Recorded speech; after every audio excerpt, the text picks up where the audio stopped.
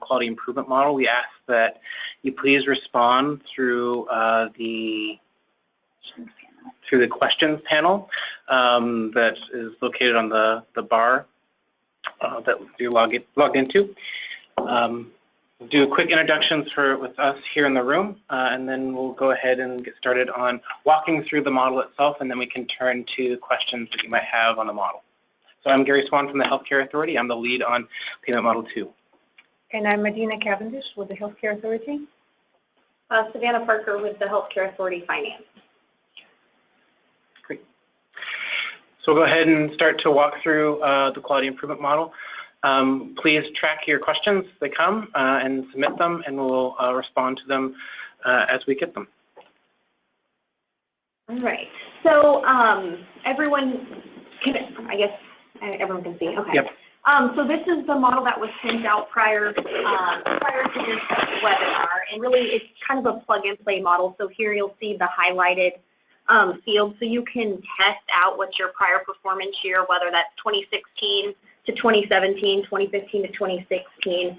You can get a sense of how you would perform by plugging in this. But we'll spend this time to walk through kind of each of the different fields throughout the model, and then spend the majority, I would say, of the time to really answer any questions that you all have.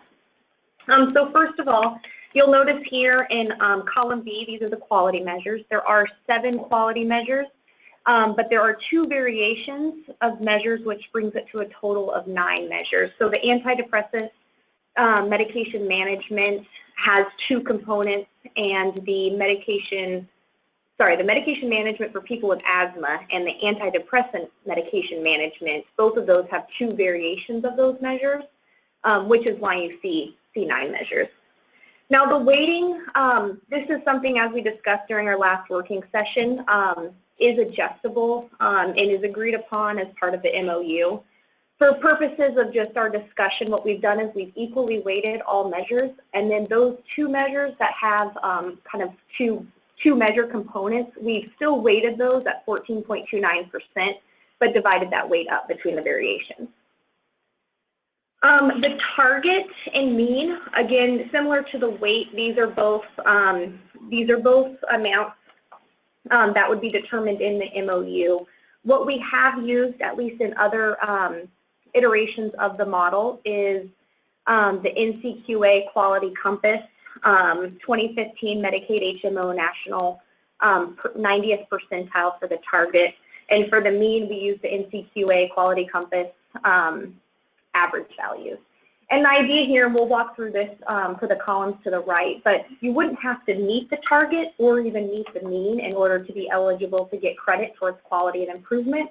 And based on your performance, you could still, even if under the target, significantly under the target, still achieve a full adjustment. So that walks us through the quality measures, the weight, target, and mean.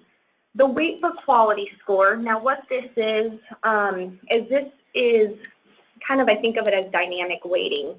So if your score is, your performance year score is greater than the target. So here, if you were to score 74% above the target of 70.3%, you would have 100% of your weighting go towards your quality score.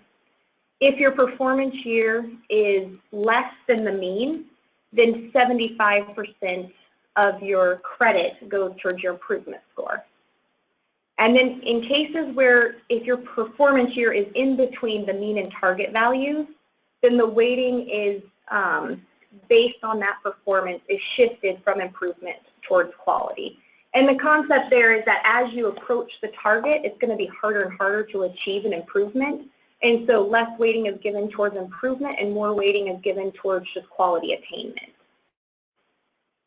And we can dive into formulas further if people are interested, but I'll kind of start with just a high-level overview. And again, as we started, the prior performance year, this is if we entered into a 2017 performance year. In that case, your prior performance year would be 2016.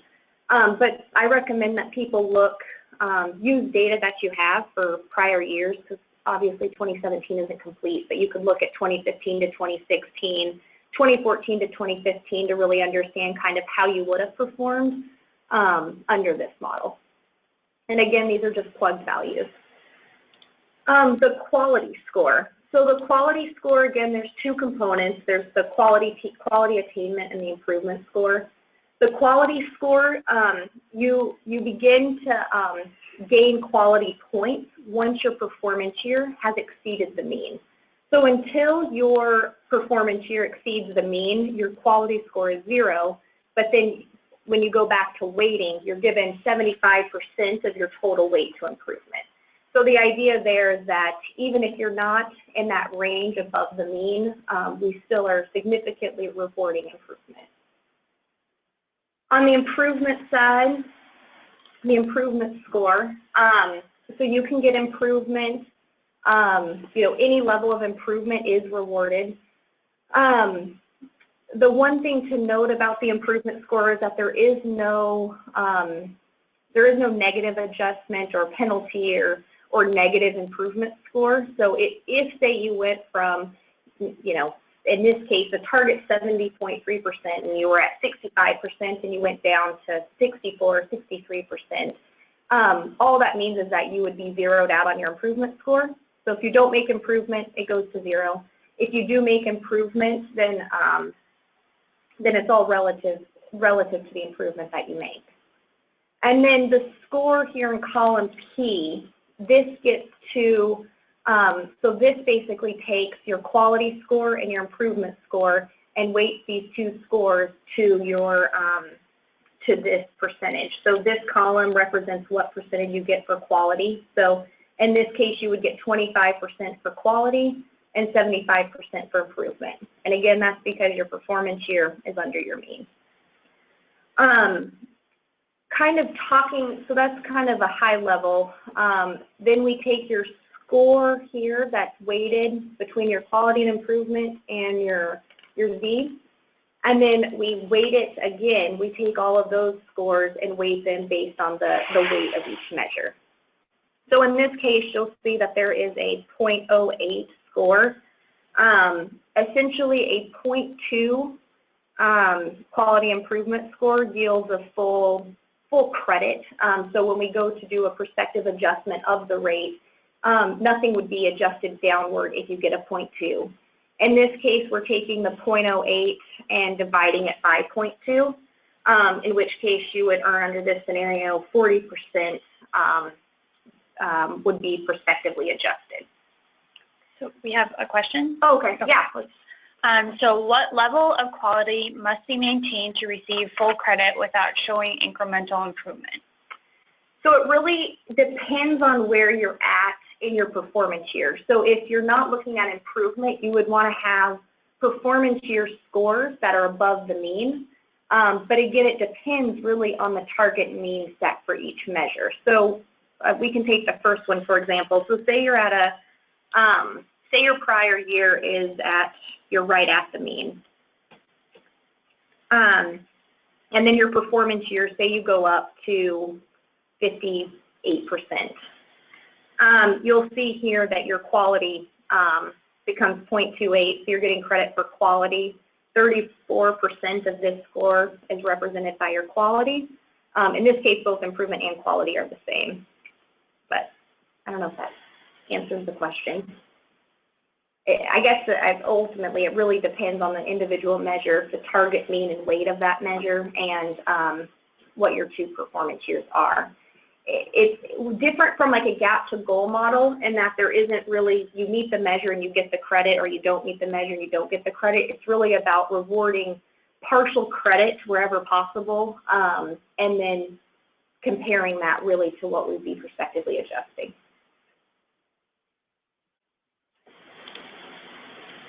Were there any other questions? Okay. So that walks through that piece. The one thing I will call attention to is there is a table, and I know people have asked kind of what's the purpose of this table. Essentially what this whole kind of formula behind the model is it's really an S-curve. And the reason for the S-curve is again to kind of get to that point of as you get higher on quality, it's going to be harder and harder to move and make improvements. And so that S-curve allows us to reward more weighting and credit for the quality attainment versus improvement. And then kind of on the opposite end of that spectrum, if you had if you were performing far below the mean, that S-curve allows us to have, greater improvement when you're lower, when it would be easier to make an improvement. For example, if you were at 20%, it may be easier to go 20% to 23% versus going from 67% to 70%. And that's what you'll see in these two columns, these formulas. They all reference the lookup table, but the lookup table is really a replacement to a longer formula.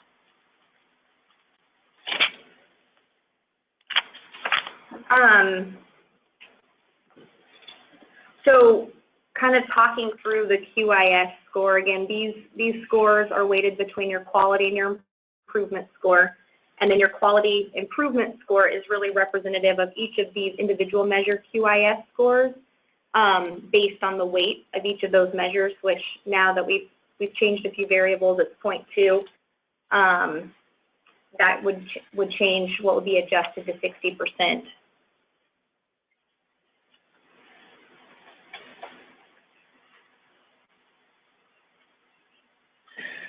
So we got a question of can attendees get a copy of this comparative or is it proprietary?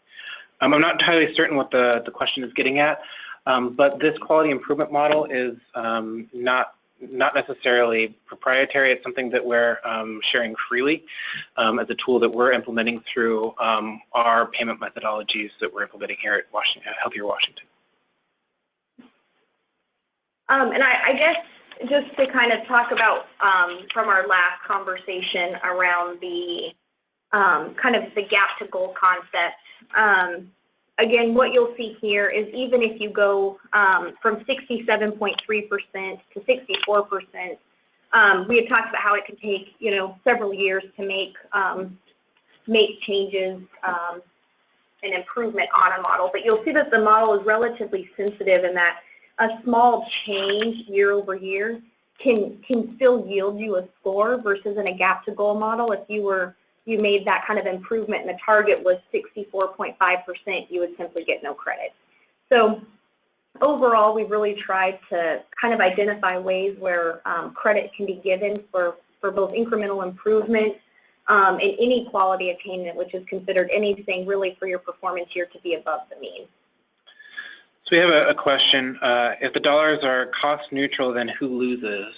So I think this is getting at the budget neutrality aspect of APM 4, and I would really couch our response in that this is prospective adjustment. So we're not entertaining recoupment under an APM 4, but rather that we're prospectively adjusting based off of performance in future years. So in a sense, there's no outright loser, I think, in the model itself. There's no winner and loser. I should have clarified that the prior year, your prior performance and your performance year, it's all based on yourself. So say you have an SQHC, your 2017 performance is compared to that same SQHC's 2016 performance.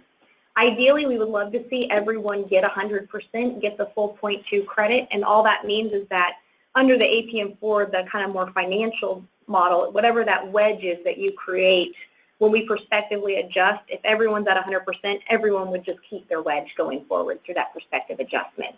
But again, this would be independently assessed at each individual center or clinic. So you're always measuring and comparing against yourself. So you're not trying to improve off of a statewide mean or a statewide average. It's really based on where you were at in the prior year.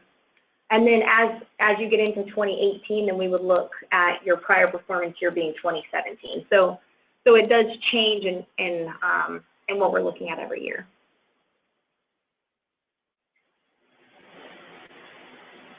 I know another question that did come up in the last discussion was whether or not we would look at across all NCOs. So if an SQHC, is contracting with 3 different health plans, these values would represent your total client, your total Medicaid client panel, so we wouldn't be looking at it from a individual MCO and clinic level. It'd be really aggregated, data would be aggregated across all MCOs. I guess further we could talk about that there are, part of what was drafted in the MOU is that the claims-based measures would be calculated by HCA, but of course we would be sharing with you what we calculated based on those claims data to validate before any kind of final reconciliation was, our prospective adjustment was determined. But then on the claims-based measures, we would be looking to the clinics and centers to attest to what their performance was. So those would be the measures that we're expecting you to pull from your EHRs.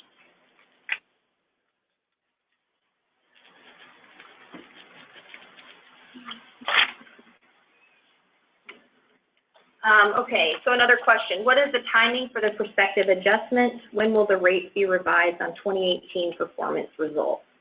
So I'll take a stab at this and then look to Medina and Gary to validate. Your 2018 performance period, we would spend 2019, calendar year 2019, determining how you performed both on a qualitative basis and what your financial performance was, and then that rate would go into effect the following year. So 2018 is your performance year, 2019 we're calculating your performance for 2018, and in 2020 your rate would be adjusted based on your 2018 performance. So there is that year lag in between to make sure that we have adequate time for claims run out, for being able to calculate and obtain data to do the quality measures, and to also have that kind of iterative review of the measures before making any final prospective adjustment. I have a clarification question that's a bit long, so I'm going to just read it. So if the amount of payment under APM 4 is equal to what would have been received under APM 3, as it is supposed to be in the first year, then it doesn't matter what the quality score is, because the quality score only determines what percentage of the difference between APM 4 and APM 3 you get, correct? Yeah, so the idea is that if your APM 3 was greater than what you would get under APM 4, then you would always be paid a floor of APM 3. So in that case, we would still be looking, still we would require the reporting function, so we'd ask that scores be reported, but there would be no adjustment to your payment based on your quality performance when APM 3 was greater than APM 4. So in short, you're correct. So there's a follow-up to that. So, and if someone uses APM 4 to reduce the number of encounters, then the APM 3 amount would go down. And if your quality score wasn't perfect, you wouldn't get the full difference between APM 3 and APM 4. And therefore, you could get less than you would have gotten had you stayed with APM 3. I guess fundamentally APM 4 does change the financial payment. So the payment methodology is changing. You are right, if you're aiming to reduce your traditional billable encounters and below what you would have had under an APM 3 encounter-driven model, that is a valid comment, I guess, that could happen. But the idea is that there is no, you get it, there is no, I guess, completely wiping out of the wedge. The idea is that we've tried to ensure that we have attainable targets for the quality improvement score of a 0.2, and also the ability to earn incremental amounts based on your performance from 0 to 100%. And comparing that to the gap to goal, you would have to meet all measures, or you would have to achieve the target of a measure to get any credit. In this case, you don't have to meet the target for any measures, but showing incremental improvement across any of them can still give you the full prospective adjustment. Any other questions for folks on the phone?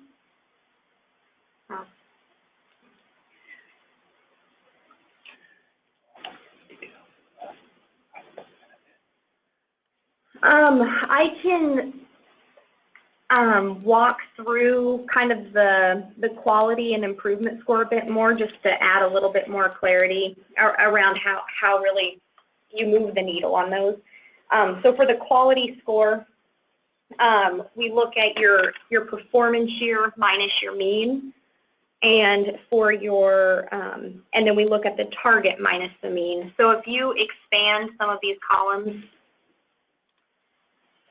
you can see here we're really getting at a horizontal and a vertical axis, which is then used on the table. So for your quality horizontal axis, this is where we're looking at your performance year minus your mean. For your vertical axis, this is where we're looking at your target minus the mean. And then if you were to manually calculate this, you could take your 0.02 and your 0.14, go to your table, and you have your 0.02 and your 0.14, come down, you'd have a score of 0.28. So really the idea is that the greater your performance year, you know, you're gonna move your quality higher. And similar on the improvement score.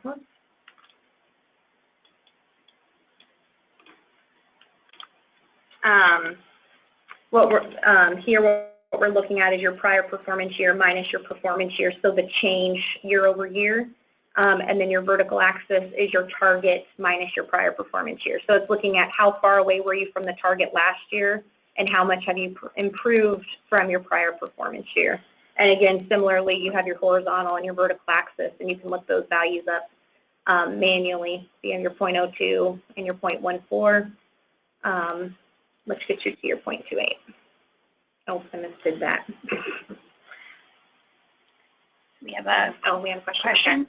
What would happen if you met the target on the first measure, but your performance was 0 on every other measure in both years? Say it one more time. I want to make sure I got it right. What would happen if you met the target on the first measure, but your performance was 0 on every other measure in both years? So basically, if you were to zero out all of these,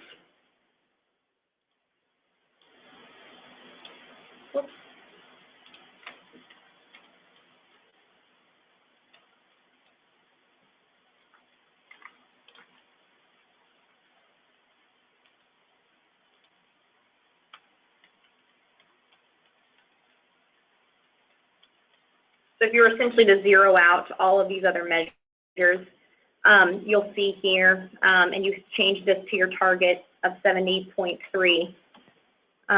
So if you focused on one measure, that was, I mean, in this case, if your prior performance year was 56.4 and your performance year, you made it to the target, even with the weighting and everything, you would be on point to have 100% of your prospective adjustment. So the idea that we had talked about last time is that while 9 measures may seem like a lot, you can really, I mean, you can focus, a lot of these things are related. So if you're focusing on medication management, well, that's going to reach 4 measures. But also, just overall, you don't necessarily have to achieve improvement or quality across all measures to yield a prospective adjustment of 100%. I mean, and you can look too if you had some other kind of scenarios you can run is looking at whatever your prior performance year is and assume, say, a 0.4% increase or, you know, a very nominal increase and see what that level of improvement would be.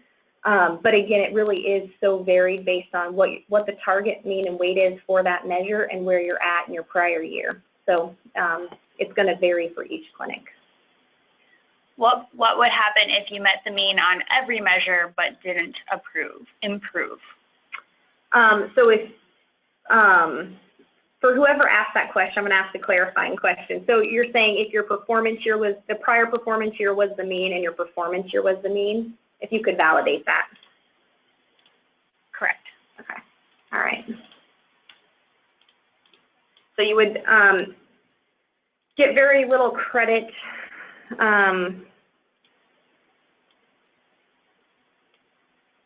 let me, just so we can see everything on one page.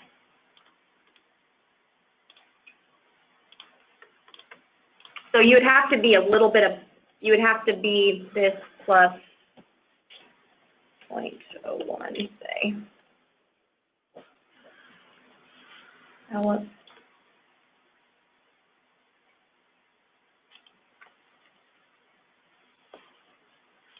So you'd have to be just a bit above the mean to get any credit. If you increase, let's say, point, because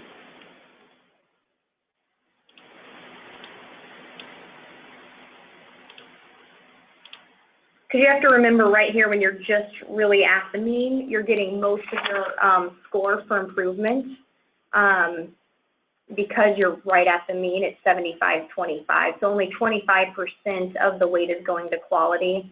And you would have to have at least about a 0.5% to really start getting into having any credit. So if you were to take your mean and add, say, points that much. So if you went from 56.4 to 56.9, so you made a 0.5% improvement, you would be looking at around a 76% of your amount being prospectively adjusted.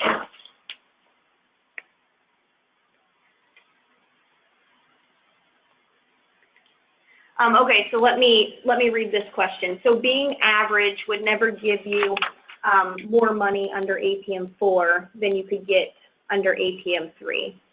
I think it would really, again, it really depends on where your prior performance year is. I guess I would have a hard time assuming that all clinics would be at the mean their prior performance year for each measure and be at the mean during their performance year. But I think when you really look at showing some improvement or and maintaining on some measures, that's really where you're looking at being able to get a QIS score that's significant to have 100% prospectively adjusted. Another question, you'd be much better off focusing on one measure and being horrible on everything else, which doesn't make sense. The idea there is, the idea is that we're trying to reward for improvement and quality, and again, I think what we're trying to demonstrate is that the model is achievable, and that it's probably unlikely you're going to be able to make a 20% improvement in 1 year on one measure, and that while we can run scenarios that show that, you're really going to have to look at making incremental improvement across multiple measures to achieve a score that yields that prospective adjustment. When will clinics receive their prior performance year data, and what is the timeline for data from HCA going forward for claims-based measures? I would say that probably the timing of everything would really be dependent upon an agreed upon MOU or kind of that timeline. I think, well, let me see if Gary has anything to add around the timing. So at least what the MOU outlines currently is that for future years, setting aside our conversion year, that there would be reporting of your scores at least by mid-year of the following year, so 2018. So for assuming performance year of 2017, that we would be reporting out on those performance measures in mid-2018. That also comes with the caveat that reporting from the clinics and centers would be sent to HCA to generate the QIS score by this mid-year point as well.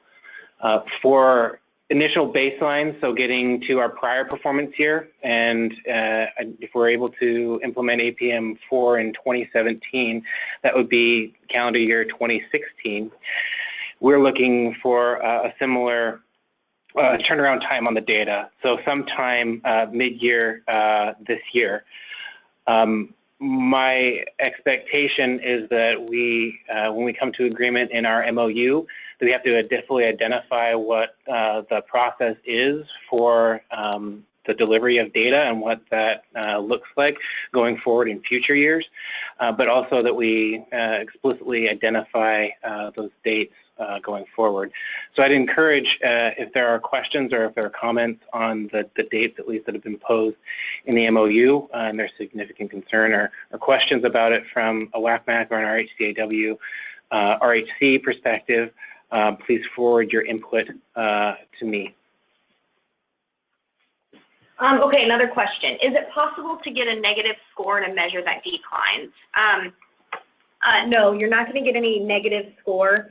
If you do, so like here I have a prior performance year plugged in at 56.4%, which is equal to the mean for that measure, and your score drops to 0%. Obviously this is dramatic, but just for demonstration purposes, you would have a 0 quality score and a 0 improvement score. So that's the case for both quality and improvement. There is no negative value for either. The lowest you can get is a 0.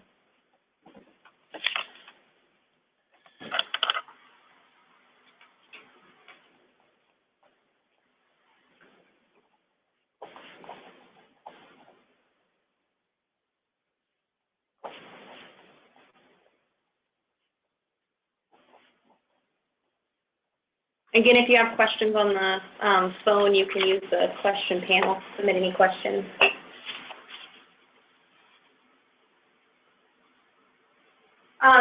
So a question, what happens with a score of 0 QIS?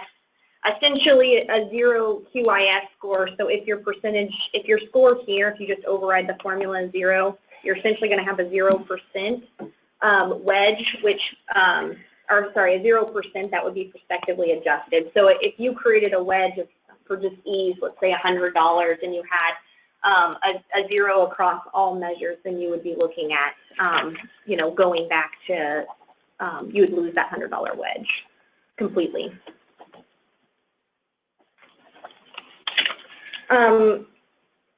Another question, a decline in score would mean you get no credit, which then means you don't get the full wedge, which is a penalty.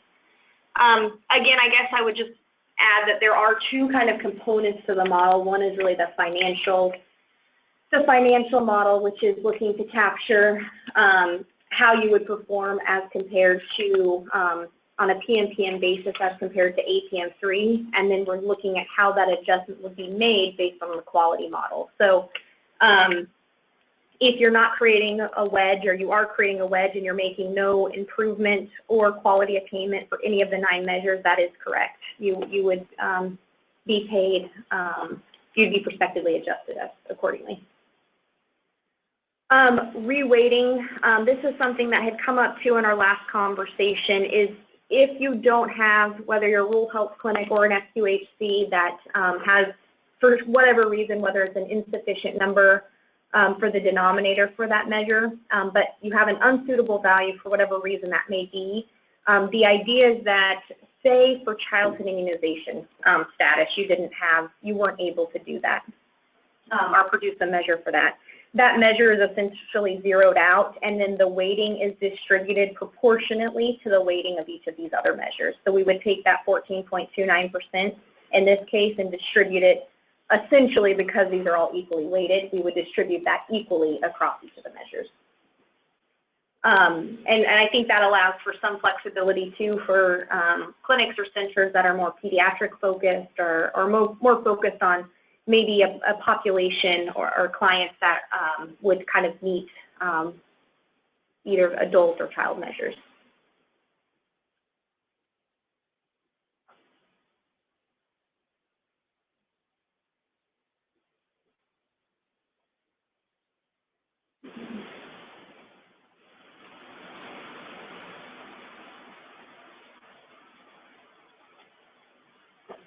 Okay. So unless there's some additional questions, we'll give you a few more moments to type those in, hang out here for a few more minutes.